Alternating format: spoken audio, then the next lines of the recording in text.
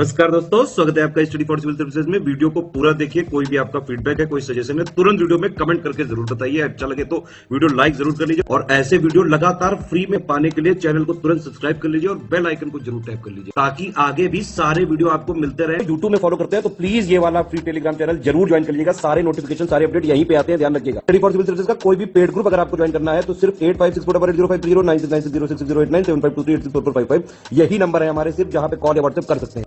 Instagram पे हमारा page जरूर फॉलो कर लीजिएगा, स्टडी फॉर सिविल .सर्विसेज है। ट्विटर पे हमको जरूर फॉलो कर लीजिएगा, @स्टडी फॉर सिविल्स है।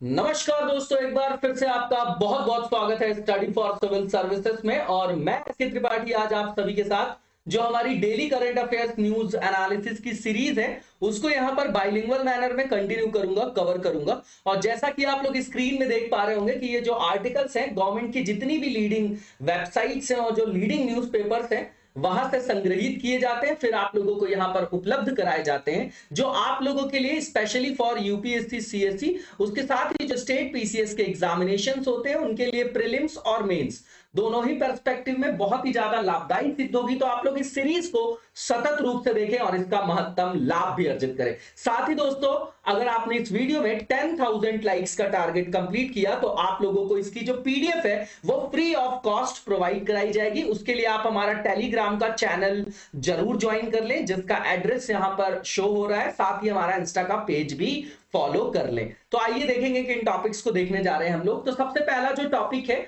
वो डेटा आया है एग्रीकल्चरल, जो हमारे यहाँ एग्रीकल्चर से रिलेटेड जो प्रोडक्शन होता है क्रॉप्स का, है ना, फूड ग्रेन्स का, तो उसके लिए एडवांस एस्टिमेट जो आपका एक डेटा है वो आया है ना। और बताया गया है कि हमारे यहाँ प्रोडक्शन जो है वो बढ़ गया है ना। तो उसको देखेंगे, कंटेक्चुअल पार्ट है, सारे डेटा को याद रखने की आवश्यकता नहीं है, ठीक है। तो फोर्थ एडवांस्ड ये आपका एस्टिमेट डेटा आया है, ठीक है। तो ये थर्ड पेपर में रख सकते हैं। इसके बाद पालन 1000 कैंपेन है ना। ये शिशुओं के जो आपके आरंभिक बच्चों के जो आरंभिक जीवन के 1000 दिन होते हैं उसी दौरान उनका मेन संज्ञानात्मक चाहे विकास देख लीजिए, चाहे उनका शारीरिक विकास देख लीजिए, है ना, चाहे मानसिक देख लीजिए, तो सबसे ज्यादा उनको तभी आवश्यकता होती है किसकी, शेप देने की, ठीक है, जिससे वे अपने आगे के जीवन में सक्षम आयाम पर चल सके। तो उससे संदर्भित है ये आपका कैंपेन, इसको देखेंगे हम लोग, ठीक है। सेकंड पेपर का पार्ट है, ये हेल्थ में रख सकते हैं आप, ठीक है, क्योंकि यही बच्चे तो आगे चल के देश का भविष्य बनेंगे, है ना। वही आप साइकिल देखेंगे मानव संसाधन के रूप में, मानव पूंजी, है ना, राष्ट्रीय पूंजी, अंतरराष्ट्रीय पूंजी, ठीक है। तो उसी से संदर्भित करके इसको देखेंगे, सेकंड पेपर में इसको भी आप रख सकते हैं। इसके बाद इंडिया और यूरोपियन यूनियन के रिलेशंस की बात करेंगे, जहां पर हम 75th अपना इंडिपेंडेंस डे, स्वतंत्रता दिवस सेलिब्रेट कर रहे हैं। वहीं पर इसी के साथ जो है हमारे 60 साल पूरे हो गए, 60 इयर्स, किसके साथ रिलेशंस के, ईयू के साथ, है ना, यूरोपियन यूनियन के साथ। तो इसको देखेंगे, ये सेकंड पेपर का पार्ट है आपका, है ना, इंटरनेशनल पॉलिटिक्स का। इसके बाद कॉन्फ्लिक्ट ऑफ नागोर्नो काराबाख की बात करेंगे, ठीक है। अजरबैजान, आर्मेनिया वगैरह का आप इशू देख ही रहे हैं लगातार। ये मैं बार बार बोलता हूं कि टॉपिक रिपीट होते हैं तो हमको परेशान नहीं होना कि ये गैप हो गया, ये छूट गया, कुछ भी छूटता नहीं है। अगर आप व्यवस्थित तरीके से चल रहे हैं आपका सिलेबस आसानी से कंप्लीट हो जाएगा, क्योंकि हम करंट से स्टैटिक को लिंक करके पढ़ते हैं। यही तरीका होता है यूपीएससी को फॉलो करने का, और स्टेट पीसीएस में भी इसी तरीके से हम क्वेश्चन को क्या करते हैं, क्वेश्चन का जो आंसर है वो अच्छे से अच्छे तरीके से लिख सकते हैं, ठीक है। तो ये आपका सेकंड पेपर का पार्ट हो गया इंटरनेशनल जियोपॉलिटिक्स का। तो इसको देखेंगे। इसके बाद पुलिस रिफॉर्म के बारे में बात करेंगे, है ना। बहुत सारी जजमेंट, जैसे प्रकाश सिंह जो थे, जजमेंट आया 2006 में, उसके अकॉर्डिंग देखेंगे। गौर कमेटी है आपकी, ठीक है, मालिमत कमेटी भी है आपकी, पद्मनाभैया जो आपकी कमेटी है उसके संदर्भ में। तो किस तरीके से पुलिस रिफॉर्म का चर्चा हमेशा से होती आई है, क्योंकि बोला जाता है कि जो पुलिस की एक्टिविटीज होती है उसमें एक फ्यूडल टच देखा जाता है ना, और वहां पर संवेदनशीलता नहीं होती। तो पब्लिक और पुलिस के बीच में अगर ट्रस्ट डेफिसिट होगा तो लॉ एंड ऑर्डर को मेंटेन करना हमारे लिए टफ हो जाएगा। इसीलिए पुलिस रिफॉर्म की लगातार बात होती आई है, ठीक है। तो इसको देखेंगे हम लोग, ठीक है, थर्ड पेपर का पार्ट ही है आपका। इसके बाद जो पहला टॉपिक है इसको डिटेल में देखेंगे हम लोग। तो ये यहां पर डेटा बताया जा रहा है कि इस बार जो है, अब ये डेटा किसने निकाला होगा बताइए आप। सबसे पहली चीज, केंद्रीय कृषि और किसान कल्याण मंत्रालय ने ये चौथा अग्रिम अनुमान जो है फसलों के उत्पादन के संदर्भ में जारी किया है, ठीक है, अब सारी फसलों का रिकॉर्ड उत्पादन हुआ है। इसमें बताया जा रहा है कि केंद्र सरकार ने किसानों के संदर्भ में जो उन पर पॉजिटिव इंपैक्ट डालने वाली जो पॉलिसीज हैं उनको इंप्लीमेंट किया, और किसानों की यहां पर मेहनत भी है और वैज्ञानिक तरीकों को अपनाया है हमने, इसीलिए जो है उसका ये पॉजिटिव इंपैक्ट देखने को मिला है, ये सरकार बता रही है। अब प्रोडक्शन फूड ग्रेन्स की बात करें कंट्री में, तो इस साल जो प्रोडक्शन है फूड ग्रेन्स का, है ना, टोटल खाद्यान्न की बात कर रहे हैं तो 315.72 मिलियन टन हो गया है। ठीक है, जिसको देखा जाए तो जो आपका एवरेज प्रोडक्शन था आपका, है ना, मतलब 2020-21 में जो टोटल प्रोडक्शन था उससे 4.98 मिलियन टन ज्यादा है। इसके बाद अगर बात करें कि 2020-21 और 21-22 ऐसे ही लेते हैं हम जब हम कंपेयर करते हैं, लेकिन यहां पर 5 सालों की जो प्रीवियस एवरेज प्रोडक्शन है फूड ग्रेन्स का, उसके कंपैरिजन में बताया जा रहा है कि 25 मिलियन टन जो है वो यहां पर क्या हुआ है, इंक्रीमेंट हुआ है ना। अब ये सारे डेटा हमको याद नहीं करना है, ये डेटा आप अपने पास रख सकते हैं, एक ही दो डेटा हमको अपने पास रखना है। इसके बाद राइस की बात करें अगर, तो 2021-22 में रिकॉर्ड प्रोडक्शन इसका भी हुआ है, 130.29 मिलियन टन हुआ है, और ये 13.85 मिलियन टन ज्यादा है लास्ट 5 ईयर के एवरेज प्रोडक्शन से। इसके बाद व्हीट के बारे में बात करेंगे तो ये 106.84 मिलियन टन है, और ये भी जो लास्ट 5 ईयर का एवरेज था उससे 2.96 मिलियन टन ज्यादा है। इसके बाद अगर कोर्स सीरियल्स की बात करें, है ना, जो आपके मोटे अनाज होते हैं, तो उसका भी जो प्रोडक्शन हुआ है 50.90 मिलियन टन हुआ है, जो कि आपका लास्ट जो 5 ईयर्स का एवरेज प्रोडक्शन था उससे 4.32 मिलियन टन ज्यादा है। ठीक है, इसके बाद पल्सेस के प्रोडक्शन की बात करें तो 21-22 में 27.69 मिलियन टन है, जो कि पिछले साल से अगर देखा जाए, मतलब ये हर जगह जो है लास्ट के जो 5 ईयर्स है उनके एवरेज प्रोडक्शन की बात करें तो उससे जो है बात कर रहे हैं कि कितना बढ़ गया है, तो 3.87 मिलियन टन यहां पर वृद्धि हुई है ना। जो इस साल प्रोडक्शन हुआ उसका कंपैरिजन हम लास्ट के 5 इयर्स के एवरेज प्रोडक्शन से करके बता रहे हैं। ठीक है, इसके बाद ऑयल सीड्स की बात करें तो 2021-22 में इसका भी एस्टिमेट जो यहां पर प्रोडक्शन आया है वो भी रिकॉर्ड स्तर पर है आपका 37.70 मिलियन टन है, जो कि 2020-21 में 35.95 मिलियन टन था। इसके बाद टोटल प्रोडक्शन शुगर केन की अगर बात करें, गन्ने की, तो 2021-22 में इसमें भी रिकॉर्ड स्तर पर उत्पादन हुआ है 431.81 मिलियन टन, है ना, जो कि बताया जा रहा है कि जो एवरेज शुगर केन का प्रोडक्शन है उससे 58.35 मिलियन टन ज्यादा है। इसके बाद कॉटन, जूट और मेस्टा की बात करें तो 31.20 मिलियन बेल्स और 10.32 मिलियन बेल्स है ना, जो मतलब कॉटन और जूट और मेस्टा की बात करें तो कॉटन ये हो गया, जूट और मेस्टा ये हो गया आपका। अब आप समझिएगा एक बात को कि ये तो डेटा हो गया, लेकिन हमारा अल्टीमेटली अगर उत्पादन हो गया तो उससे क्या हो गया, अगर किसानों की आय में वृद्धि नहीं हुई तो जो 50% लोग डायरेक्टली इनडायरेक्टली हमारे प्राइमरी सेक्टर से इंडल्ज हैं, अगर उनकी इनकम में इंक्रीमेंट नहीं हुआ तो किसी तरीके का कोई फायदा नहीं है। पहली चीज, इस चीज को समझने की आवश्यकता है। इस तरीके के डेटा को अगर देखा जाए कि ये प्रोडक्शन जो हुआ है, जब तक इस प्रोडक्शन की जो आपका एक उचित मूल्य किसानों को नहीं मिल जाता तब तक जो है सही अर्थों में इसको सफल नहीं माना जा सकता। ये एक पॉइंट आप अपने दिमाग में रखिएगा, क्योंकि 2022 तक तो दोगुना करने की बात हुई थी, तो 2022 तो आ गया, कोविड का बहाना जरूर मिल गया है, लेकिन मानसून ने भी तो वहां पर हमको क्या किया है, प्रॉफिट दिया है, मानसून भी बढ़िया रहा है ना, अगर विगत वर्षों में आप देखेंगे। इसके बाद जो नेक्स्ट आर्टिकल है हमारा पालन देखिए नाम से ही समझ में आ रहा है, पालन 1000 कैंपेन। तो union minister of state for health जो आपके भारती प्रवीण पवार है, उन्होंने वर्चुअली लॉन्च किया है पालन 1000 नेशनल कैंपेन है और पेरेंटिंग ऐप, कहां पर, मुंबई में। ठीक है, अब ये है क्या पालन 1000, मैंने पहले ही बोला कि किसी भी बच्चे का जो आपका शुरुआती, उसके जन्म से जो शुरुआती 1000 दिन है, 1000 डेज है, वो बहुत इंपॉर्टेंट होते हैं उनके कॉग्निटिव डेवलपमेंट्स के लिए, है ना। जो पहले 2 साल होते हैं वो बहुत इंपॉर्टेंट होते हैं, तो वहीं पर फोकस किया जा रहा है यहां पर। ठीक है, तो इस कैंपेन का जो आपका केंद्र बिंदु है, इन 1000 दिनों को कैसे जो है व्यवस्थित तरीके से जो है इसको क्रियान्वित किया जाए, यहां पर असिस्टेंस दिया जाए पेरेंट्स को भी और जो भी उनके केयर टेकर हैं, ताकि जो बच्चों की जिंदगी है ना, उसको जो है अच्छा बनाया जा सके, है ना। और इसका महत्व कहां पर है, क्योंकि जो उनका फिजिकल, मेंटल, इमोशनल, कॉग्निटिव और जो सोशल डेवलपमेंट होना है वो इन्हीं शुरुआती दिनों में सबसे ज्यादा आवश्यक होता है, इसलिए ये 1000 डेज को यहां पर फोकस किया जा रहा है। अब यहां पर जो है जैसे पेरेंट्स हैं, फैमिलीज हैं और भी जो केयर टेकर्स हैं, है ना, तो उनकी जो बेसिक नीड्स होगी बच्चों के लालन पालन में, है ना, उनके मतलब किस तरीके से अच्छे से उनका जो है पालन पोषण किया जा सके, तो उनको जो भी आवश्यक सेवाएं जो है उनको प्रदान किया जाना चाहिए बच्चों को, ठीक है। तो उस तरीके से इस पूरी की पूरी जो कैंपेन को डिजाइन किया गया है, एकीकृत किया गया है, ताकि उनको भी असिस्टेंस दिया जा सके, जो भी इनके केयर टेकर हैं, जो भी उनके पालक हैं, ठीक है। इसके बाद आप देखेंगे कि जो शिशु हैं, जो छोटे बच्चे हैं, तो हम एथिक्स में भी पढ़ते हैं, सब जगह पढ़ते हैं कि भैया बच्चों का जो डेवलपमेंट आता है, जो संस्कार की बात करते हैं, वो कहां से आता है, तो माँ की जो बच्चे की पहली शिक्षक होती है वो माँ होती है, क्योंकि वही उसको अपने गर्भ से जन्म देती है। उसके बाद उसका इंटरेक्शन परिवार से होता है, जहां पर पिता है, भाई है।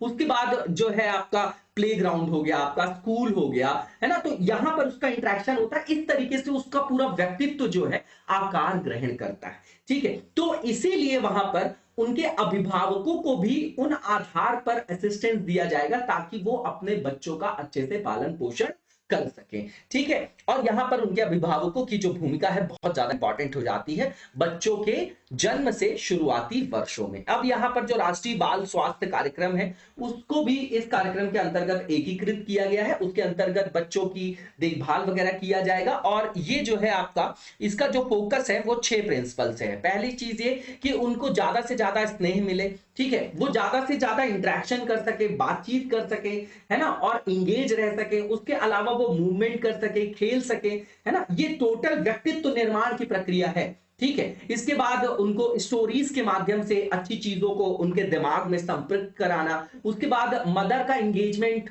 चाइल्ड के साथ, जब वो ब्रेस्ट फीडिंग वगैरह करा रही हो। उसके अलावा किस तरीके से स्ट्रेस को मैनेज करना है, किस तरीके से शांत रहना है ना, काम रहना है। तो ये सब जो है इन 6 प्रिंसिपल्स पर ये आपका फोकस है। इसके बाद आप देखेंगे कि जो पालन 1000 पेरेंटिंग ऐप है, इसके माध्यम से अभिभावकों को भी जो है व्यवहारिक सलाह दी जाएगी, उनको सहायता दी जाएगी कि वो अपने रूटीन में ऐसा क्या शामिल करें जिससे बच्चों का विकास यथोचित आयाम पर हो सके, ठीक है। और उनके मन में जो भी आपकी शंकाएं हैं उनको भी वहां पर सॉल्व किया जाएगा, हल किया जाएगा। इसके बाद जो नेक्स्ट टॉपिक है हमारा इंडिया यूरोपियन यूनियन रिलेशन, तो मैंने पहले ही बताया कि 60वां साल हम सेलिब्रेट कर रहे हैं यूरोपियन यूनियन के साथ हमारे डिप्लोमेटिक रिलेशंस को। अब यूरोपियन यूनियन को समझते हैं, तो देखिए ये जो था आपका इकोनॉमिक यूनियन के रूप में इसको स्टैब्लिश किया गया था, लेकिन धीरे धीरे ये आपका इकोनॉमिक पॉलिटिकल यूनियन के रूप में स्थापित हो गया, ठीक है। अब यहां पर आप देखेंगे कि ये 27 मेंबर नेशंस इसमें है ना, जो सदस्य राष्ट्र हैं 27 है इसके अंतर्गत,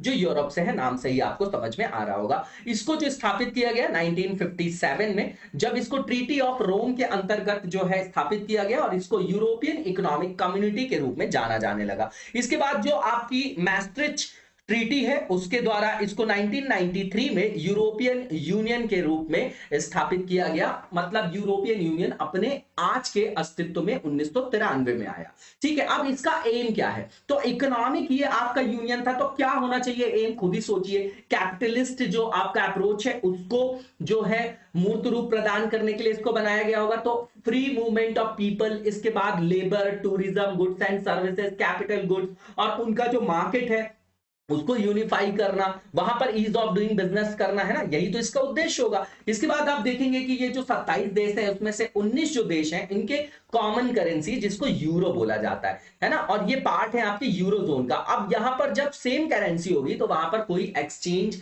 मतलब रिक्वायर्ड नहीं होगा, है ना, जो हम पढ़ते हैं ना एक्सचेंज रेट वगैरह, तो वहां आवश्यकता नहीं होगी, ठीक है। इसके बाद आप देखेंगे इसके फाउंडिंग मेंबर्स में कौन कौन से देश थे, तो बेल्जियम था, ये याद रखिएगा इंपॉर्टेंट है, Belgium, France, Germany, Italy, Luxembourg और नीदरलैंड। और याद रखिएगा जो यूके है आपका यूनाइटेड किंगडम, इसने ब्रेक्सिट डील के द्वारा 2020 में यूरोपियन यूनियन से बाहर आ गया। ये आपका उसने जो है यूरोपियन जो आपका यूनियन है उसको छोड़ दिया, ठीक है। अब यूरोपियन यूनियन है ये फंक्शन करता है, तो इसमें 2 तरीके के इंस्टीट्यूशन है, ठीक है। जो पहला इंस्टीट्यूशन है ठीक है, उसको जो यहाँ सदस्य देश हैं उनकी संसद और वहां की सरकारें, जो भी सदस्य आपके राष्ट्र हैं, है ना, वो उसको क्या करते हैं उसको स्थापित करते हैं, उन्हीं के द्वारा वो नियंत्रित होता है। उसके बाद जो दूसरा इसका बॉडी है, जो मेन बॉडी है, यूरोपियन पार्लियामेंट है, इसको कलेक्टिवली सामूहिक रूप से इसको जो है निर्वाचित किया जाता है। और कौन करेंगे निर्वाचित? तो जो भी मेंबर स्टेट्स के सिटीजन्स होते हैं। स्विट्जरलैंड जो है यूरोपियन यूनियन का पार्ट नहीं, यहां पर कंफ्यूजन होता है, इसलिए इस फैक्ट को यहां पर रखा गया है। इंडिया और यूरोपियन यूनियन की अगर हम बात करें तो 1962 से जो है हमारा फॉर्मल जो आपका टाई अप था यूरोपियन यूनियन के साथ, यूरोपियन इकोनॉमिक जो आपका कम्युनिटी था उसके साथ इस्टेब्लिश होता है। उसके बाद 1994 पे जब आपका मैस्ट्रिक्ट ट्रीटी आती है तो हमने कॉपरेशन एग्रीमेंट साइन किया इनके साथ। इसके बाद फर्स्ट समिट जो हमारा हुआ यूरोपियन यूनियन के साथ इंडिया का, वो आपका 2000 में हुआ। उसके बाद आप देखेंगे कि 4 सालों बाद जो समिट हुई उसमें इंडिया ने अपनी पार्टनरशिप को अपग्रेड किया और जो आपकी कॉपरेशन एग्रीमेंट था उसको अपग्रेड किया किसमें? स्ट्रैटेजिक पार्टनरशिप में और डिफेंस और एनर्जी के सेक्टर में भी, है ना, वहां पर भी हमारी वार्ता वगैरह होने लगी। इसके बाद आप देखेंगे कि 2008 में यूरोपियन फाइनेंशियल क्राइसिस आता है, उसके कारण जो है कोई मीटिंग नहीं हो पाती। और 2012 में 4 सालों के गैप के बाद फिर से मीटिंग होती है। 2016 में जो 13th इंडिया और यूरोपियन यूनियन का समिट हुआ, है ना, उसके बाद जो है लगातार मीटिंग्स नियमित रूप से होने लग गई और यहां पर जो इकोनॉमिक पार्टनरशिप थी वो इवॉल्व हुई एक तरीके से राजनैतिक जो साझेदारी के रूप में विकसित हो गया, पॉलिटिकल पार्टनरशिप के रूप में। इसके बाद आप देखेंगे 15th जो यूरोपियन यूनियन और इंडिया की जो समिट थी उसमें फोकस किया गया है सनराइज सेक्टर्स में, जैसे कि 5G हो गया, मैरीटाइम सिक्योरिटी हो गया, कनेक्टिविटी हो गया, आर्टिफिशियल इंटेलिजेंस हो गया। ठीक है, इसके बाद 2021 की जो मीटिंग थी इसमें इंडिया ने ऑर्गेनाइज किया आज तक का लार्जेस्ट एवर यूरोपियन यूनियन और इंडिया की मीटिंग, जिसमें सभी यूरोपियन यूनियन के मेंबर्स ने पार्टिसिपेट किया था। अब सिग्निफिकेंस देखेंगे यूरोपियन यूनियन का इंडिया के लिए, मतलब भारत के लिए यूरोपीय संघ का क्या महत्व। तो पहली चीज तो ये कि डाइवर्सिफिकेशन हमारे रिलेशंस का, ठीक है ना, और जो आपका ग्लोबल सपोर्ट है उसका भी डाइवर्सिफिकेशन, ठीक है, क्योंकि लगातार जो ग्लोबल लेवल पे आप देख रहे हैं जियो पॉलिटिक्स का जो ऑर्डर है वो लगातार चेंज हो रहा है ना। तो यहां पर जो है वर्तमान में जो आपकी भू राजनीतिक समस्याओं को देखते हुए जो है हमको अपने वैश्विक संबंधों में विविधता लाने की आवश्यकता है। तो यूरोप हमारे लिए जो है वो एक अच्छा गंतव्य हो सकता है, इसलिए यूरोपियन यूनियन हमारे लिए एक अच्छा क्या है विकल्प है और वो हमारा बड़ा समर्थक भी बन सकता है। इसके बाद आप देखेंगे कि ग्लोबल जियोपॉलिटिक्स में कन्वेंशनल जो ग्लोबल ऑर्डर था वो लगातार जो है उस पर जो है ऋणात्मक प्रभाव पड़ रहा है, वो लगातार जो है उसमें गिरावट देखी जा रही है। जैसे WTO में डिस्प्यूट्स है, यूएस और चाइना के बीच में ट्रेड वॉर वगैरह होने लगा। इसके बाद ट्रांस पैसिफिक पार्टनरशिप जो थी उसका भी ब्रेक डाउन हो गया।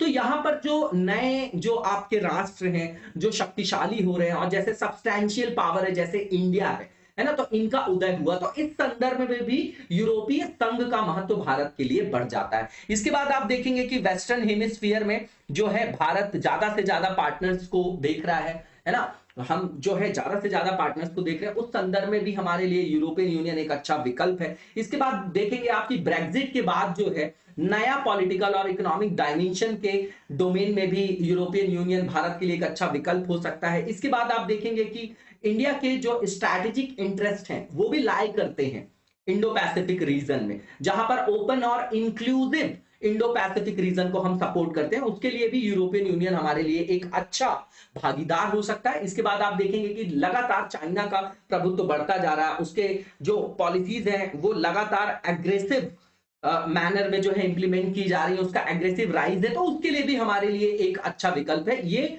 हमारे और यूरोपियन यूनियन दोनों के लिए विन विन सिचुएशन है। इसके बाद हम देखेंगे कि यूरोपियन यूनियन के लिए भारत की क्या महत्ता है। तो सीधी बात है, हमारे यहाँ बहुत ज्यादा जो है डेमोग्राफी, बहुत ज्यादा जनसंख्या है, तो हमारे यहाँ जो वस्तुओं की डिमांड होती है, हर चीज की डिमांड बहुत ज्यादा होती है। इस हिसाब से यूरोपियन यूनियन के लिए इंडिया महत्वपूर्ण है। इसके बाद आप देखेंगे कि यूरोपीय संघ की जो आपकी ओवर डिपेंडेंसी है चाइना पर, है ना, रिसोर्सेस के लिए, तो वो भी डाइवर्सिफाई करना चाहता है ना। अपनी डिपेंडेंसी जो है केवल चाइना पे नहीं रखना चाहता, तो उसके लिए भी एक विकल्प के रूप में भारत महत्वपूर्ण है। इसके बाद आप देखेंगे कि लास्ट कुछ ईयर से लगातार इंडिया जो है वो अपनी इकोनॉमी को ज्यादा से ज्यादा कैपिटलाइज्ड कर रहा है, तो ये भी आपका बेनिफिशियल होगा यूरोपियन यूनियन के लिए। इसके बाद अगर आप देखेंगे कि इंडिया और यूरोपियन यूनियन जो है इसके कॉमन इंटरेस्ट हैं, जैसे कि विश्व में ध्रुवीकरण हो रहा है यूएस और चाइना के बीच में, तो ध्रुवीकरण को रोकने के लिए और मल्टीलैटरलिज्म को बढ़ावा देने के लिए भी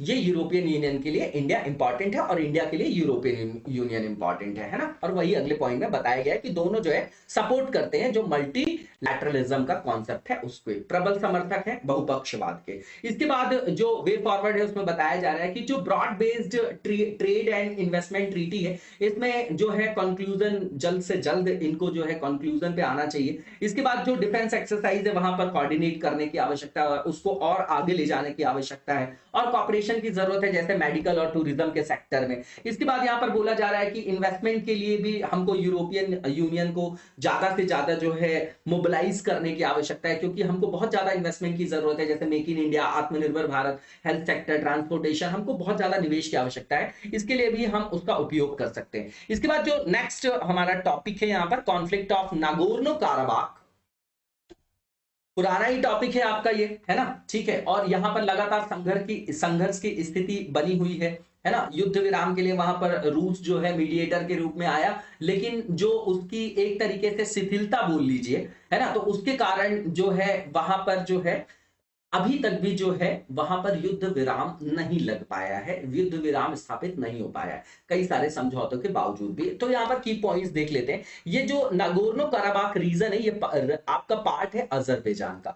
अजरबैजान और आर्मेनिया जो है दो इंपॉर्टेंट एशियन कंट्रीज हैं जो आपके कैस्पियन सी के वेस्टर्न पार्ट पर जो है सिचुएटेड है। मैप में देख जाइएगा, इंपॉर्टेंट है। आर्मेनिया जो है वो सीमा साझा नहीं करता है कैस्पियन सी के साथ, ये इंपॉर्टेंट है क्योंकि आर्मेनिया जो है इस साइड में है ना, कैस्पियन सी यहां पर है, ठीक है। अजरबैजान जो है उसके साथ सीमा साझा करता है। इसके बाद आप देखेंगे कि ये जो रीजन है ये कंट्रोवर्शियल है, विवादास्पद है ना, क्योंकि ये क्लेम किया जाता है आर्मेनिया के द्वारा। क्यों? क्योंकि वहां की निर्जातीयता अगर आप देखेंगे, एथनिसिटी, तो वो जो रीजन है वो आपका एथनिसिटी के हिसाब से आर्मेनियन है, लेकिन ये एरिया जो सराउंडेड है अजरबैजान के द्वारा सराउंडेड है, इसलिए ये आपका संघर्ष की स्थिति यहां पर बनी हुई है। इसके अलावा कुछ और भी स्मॉल इंक्लेव हैं जहां पर विवाद की स्थिति बनी हुई है, जैसे कि गजक इंक्लेव देखेंगे तो वो पार्ट अजरबैजान का है लेकिन लोकेटेड आर्मेनिया में।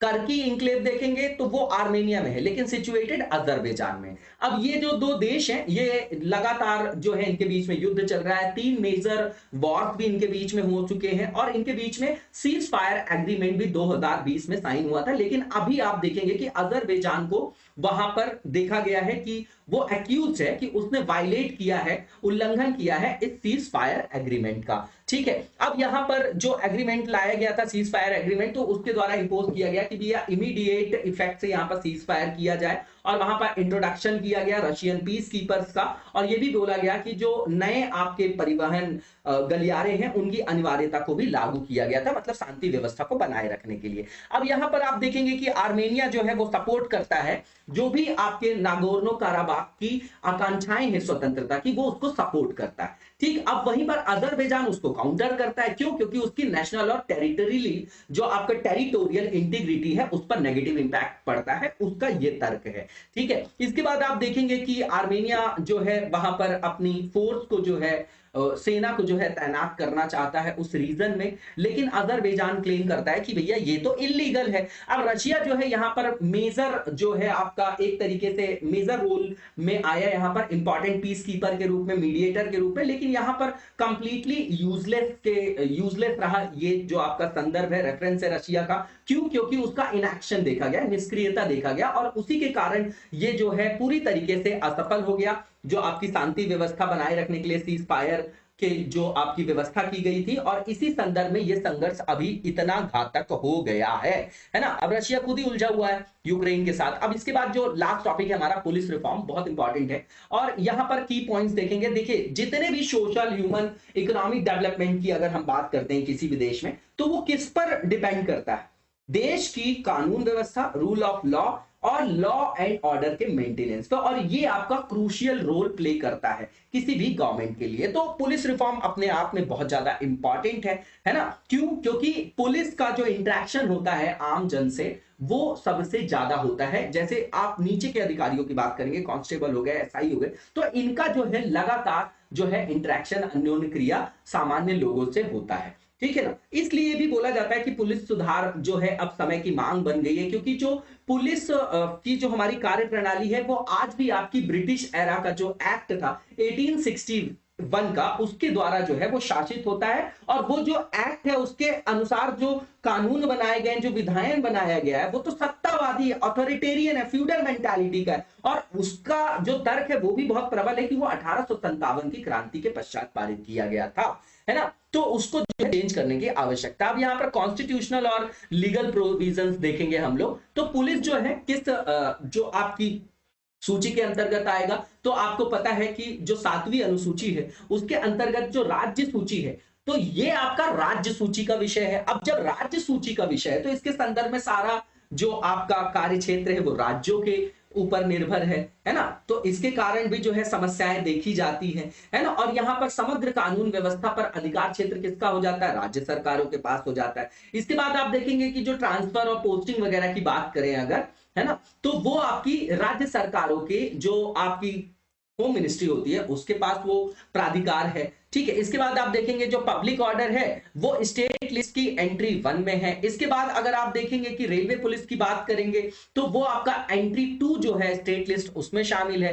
एंट्री 2A की बात करें जिसको 42nd अमेंडमेंट एक्ट से लाया गया था 1976 में, जिसको मिनी कॉन्स्टिट्यूशन भी बोला जाता है। तो इसमें ये प्रावधान किया गया कि जो संघ सरकार है उसको यहाँ पर प्राधिकार दिया गया, उसको पावर दी गई कि वो किसी भी जो आर्म फोर्स है, सशस्त्र बल, उसको राज्य में जो है वो तैनात कर सकेंगे। इसके बाद आप देखेंगे कि चेंजेस क्या क्या हुए हमारे यहाँ इंडिया में जो क्रिमिनल लॉज है उसमें। तो सबसे पहले यहाँ पर प्रोबेशन ऑफ ऑफेंडर्स एक्ट 1958 में जो आपका perspective of criminal justice system है उसको डेटरेंस बेस्ड मॉडल से रिफॉर्मेटिव अप्रोच में जो है वो क्या किया गया? अमेंडमेंट किया गया, ठीक है? ताकि जो भी आपके अपराधी हैं अगर उनका अच्छा व्यवहार है तो उनके रिहाई वगैरह का प्रावधान किया जा सके। इसके बाद आप देखेंगे डाउरी एक्ट लाया गया ताकि दहेज का जो आपका सोशल एविल है ना, जो सामाजिक कुरीति है उसको रोका जा सके 1961 में। इसके बाद सेक्शन 498 और सेक्शन 304B आप देखेंगे,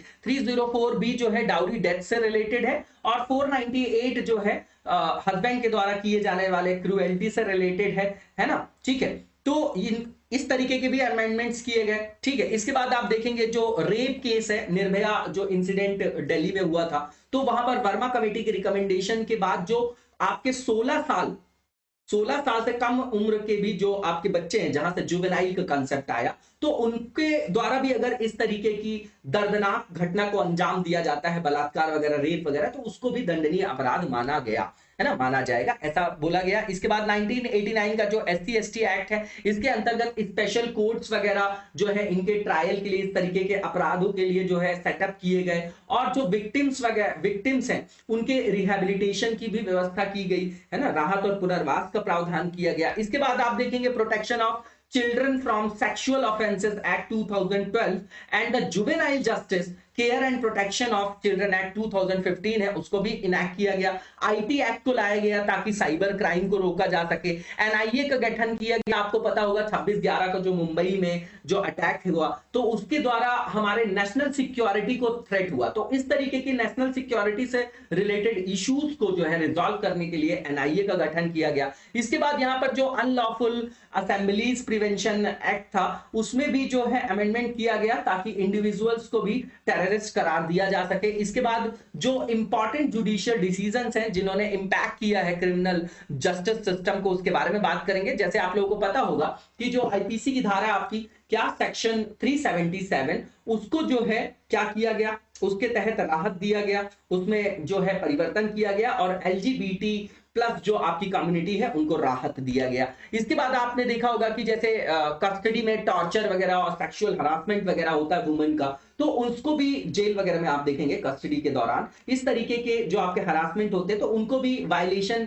बोला गया किसका, फंडामेंटल राइट्स का। इसके बाद आप देखेंगे कि लगातार जो है समय के साथ जो मुआवजा वगैरह प्रदान करने के संबंध में न्यायिक प्रावधानों का विकास हुआ। इसके बाद राइट टू प्राइवेसी को फंडामेंटल राइट्स माना गया आर्टिकल 21 के अंतर्गत। इसके बाद आप देखेंगे जो आपका सेक्शन 124 ए जिसको सेडिशन बोला जाता है, तो ये भी एक तरीके का फ्यूडल मेंटालिटी वाला, या आप ऐसा समझिए कि ब्रिटिश एरा का आपका अथॉरिटेरियन एक तरीके का विधायन था, कानून था। तो इसके लिए भी हमारे सुप्रीम कोर्ट ने बोला कि भैया इसमें जो भी आपकी कार्यवाहियां चल रही हैं उस पर प्रतिबंध लगाइए अदालती कार्यवाहियों पर, और जो मुकदमे वगैरह चल रही है और इस कानून पर पुनर्विचार करिए। इसके बाद जो आपके दोषी जो भी आपके जेल वगैरह जिनको हो जाती है, जिनके ऊपर दोष जो है वो साबित भी नहीं होता और उनको जो है कारावास वगैरह में जो है समय काटना पड़ता है ना, तो यहां पर जो दोषियों को अवैध तरीके से सजा दिया जाता था, तो उनको बचाने के लिए और हिरासत में जैसे किसी की मौत हो गई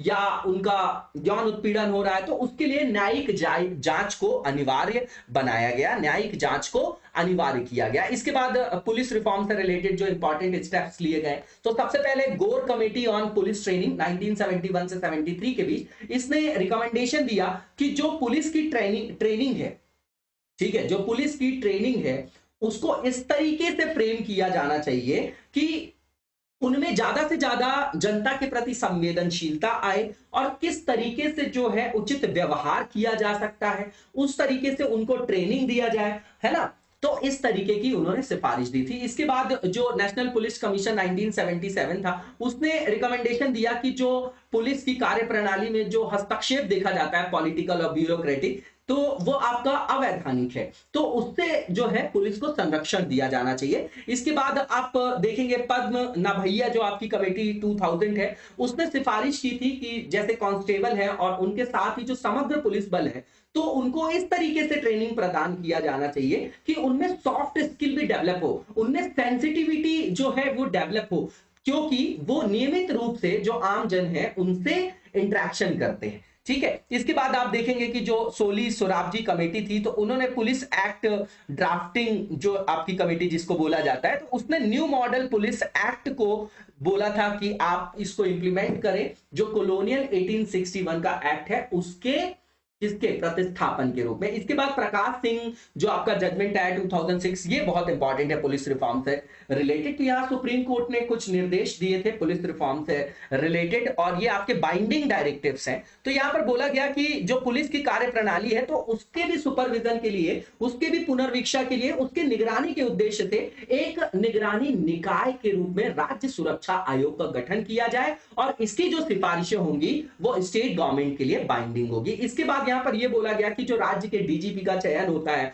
तो वो आपका एक पैनल के द्वारा किया जाए, और वो पैनल कौन तैयार करेगा, तो यूपीएससी तैयार करेगा। और यहां पर डीजीपी का जो कार्यकाल है वो कम से कम 2 सालों के लिए फिक्स किया जाना चाहिए। इसके बाद यहां पर यह बोला गया कि कानून और व्यवस्था जो है उससे इन्वेस्टिगेशन को अलग करना चाहिए और दोनों के बीच पूर्ण समन्वय को भी स्थापित किया जाना चाहिए। इसके बाद यहां पर बोला गया कि जो पुलिस अधिकारियों का ट्रांसफर वगैरह होता है, उनकी तैनाती वगैरह होती है ना, और सेवा से संबंधित और भी जो समस्याएं उनके समाधान के लिए पुलिस जो इस स्थापना बोर्ड का भी गठन किया जाना चाहिए। ये इंपॉर्टेंट है, इनको आप नोट डाउन करके अपने पास रख सकते हैं, बहुत इंपॉर्टेंट है। इसके बाद आप देखेंगे कि यहां पर यह भी बोला गया कि केंद्रीय पुलिस संगठन के जो प्रमुख होते हैं उनके भी चयन के लिए एक पैनल तैयार किया जाए और उसके उद्देश्य से संघ स्तर पर एक राष्ट्रीय सुरक्षा आयोग का गठन किया जाए जो यहां पर रिकमेंडेशन देगा, है ना, उनके चयन के लिए। इसके बाद सरकार ने जो मॉडल पुलिस एक्ट 2006 है उसकी समीक्षा की और पुलिस को और ज्यादा उत्तरदायी,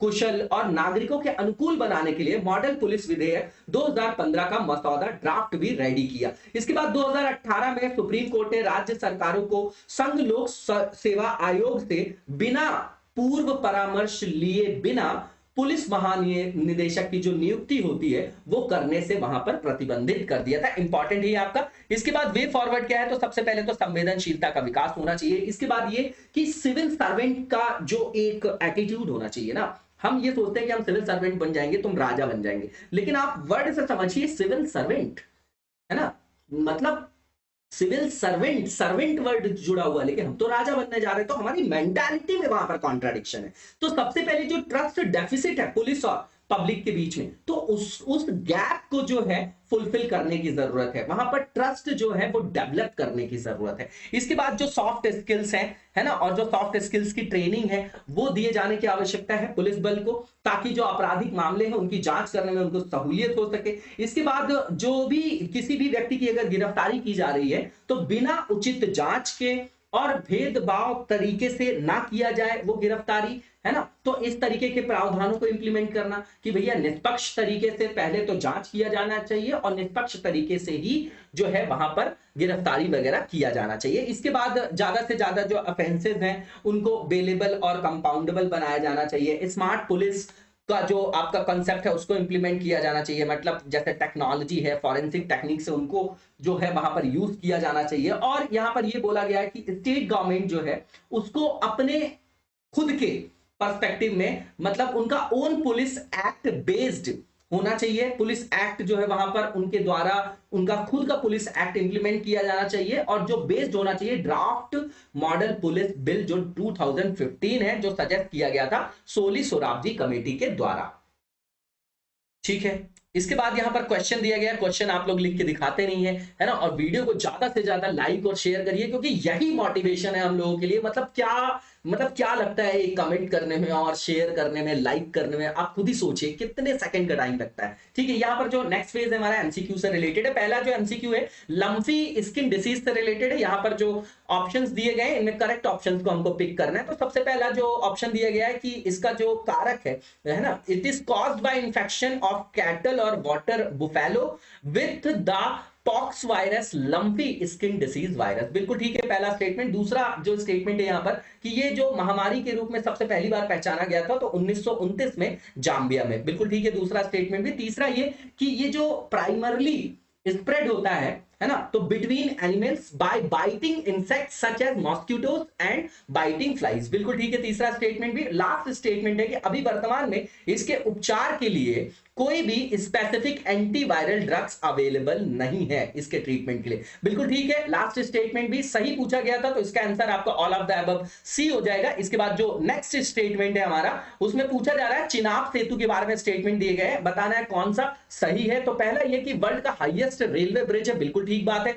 दूसरा ये कि 1.3 किलोमीटर लॉन्ग है, ये भी बिल्कुल ठीक स्टेटमेंट है। तीसरा ये कि ये आपका चेनाब, जो आपका चेनाब रिवर है उसके ऊपर लोकेटेड है 359 मीटर्स, है ना, मतलब 359 मीटर ऊपर अवस्थित है। बिल्कुल ठीक बात है ये स्टेटमेंट भी। और लास्ट स्टेटमेंट है कि ये प्रोवाइड करेगा all weather rail connectivity to Kashmir and forms a crucial link from Katra to Banihal.